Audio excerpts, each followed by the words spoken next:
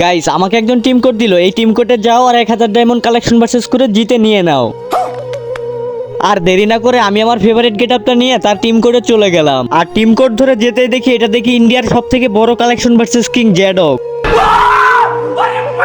কিরে ভাই, তোর মতো ফকিনি আমার সাথে কালেকশন ভার্সেস করে জিতে কি 1000 ডায়মন্ড নিতে আসছে নাকি? শালা লল ভাই, আমি হচ্ছে ইন্ডিয়া সার্ভারের সবথেকে বড় কালেকশন ভার্সেস কিং, আর তোর মতো ফকিনি আমার সাথে কালেকশন ভার্সেস করতে আসছে। লল ভাই।